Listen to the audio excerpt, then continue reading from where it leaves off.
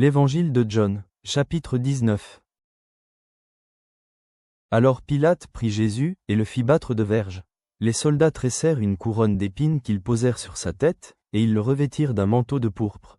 Puis, s'approchant de lui, ils disaient « Salut, roi des Juifs !» Et ils lui donnaient des soufflets. Pilate sortit de nouveau, et dit aux Juifs « Voici, je vous l'amène dehors, afin que vous sachiez que je ne trouve en lui aucun crime. » Jésus sortit donc, portant la couronne d'épines et le manteau de pourpre. Et Pilate leur dit, « Voici l'homme. »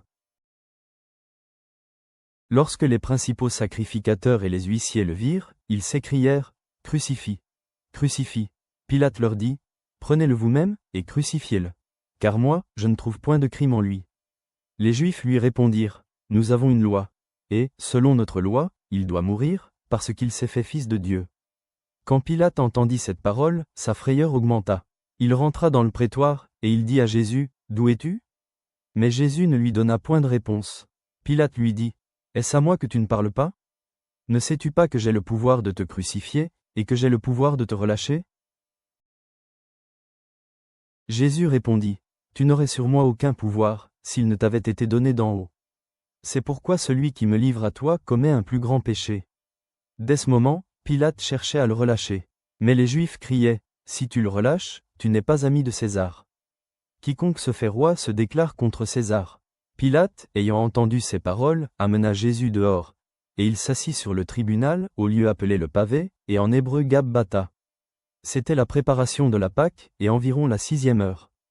Pilate dit aux Juifs, « Voici votre roi. » Mais ils s'écrièrent, « Ôtez, ôte, crucifie-le. » Pilate leur dit, « Crucifierai-je votre roi » Les principaux sacrificateurs répondirent, « Nous n'avons de roi que César. » Alors il le leur livra pour être crucifié. Ils prirent donc Jésus, et l'emmenèrent. Jésus, portant sa croix, arriva au lieu du crâne, qui se nomme en hébreu Golgotha. C'est là qu'il fut crucifié, et 2 autres avec lui, un de chaque côté, et Jésus au milieu.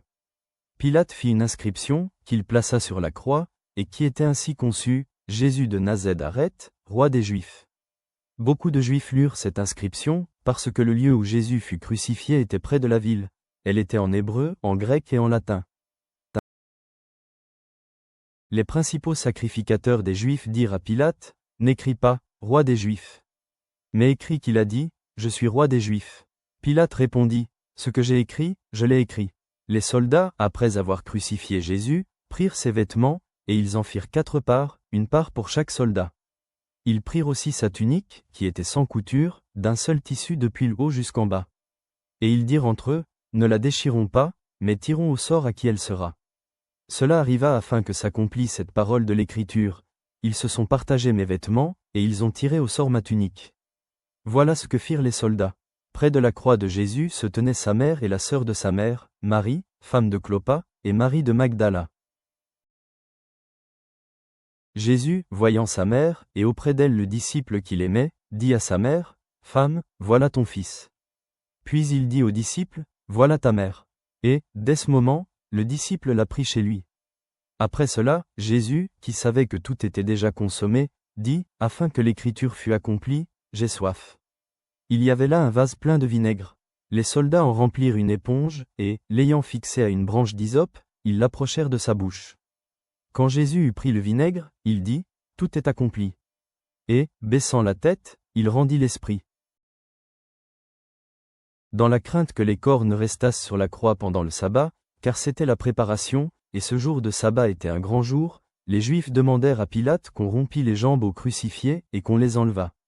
Les soldats vinrent donc, et ils rompirent les jambes au premier, puis à l'autre qui avait été crucifié avec lui.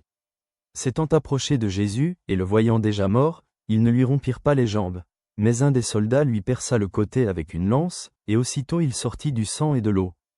Celui qui l'a vu en a rendu témoignage, et son témoignage est vrai. Et il sait qu'il dit vrai, afin que vous croyiez aussi. Ces choses sont arrivées, afin que l'écriture fût accomplie, aucun de ces os ne sera brisé. Et ailleurs l'écriture dit encore, ils verront celui qu'ils ont percé.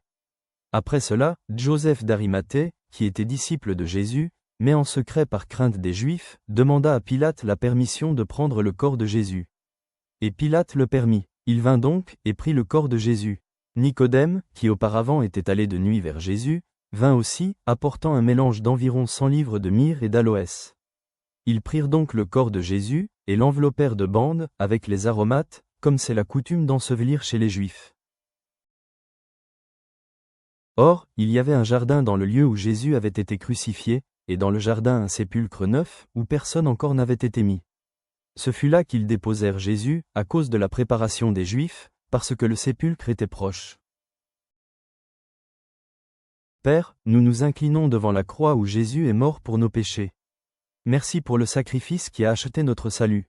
Puissions-nous ne jamais oublier le prix qui a été payé pour notre rédemption. Au nom de Jésus, Amen.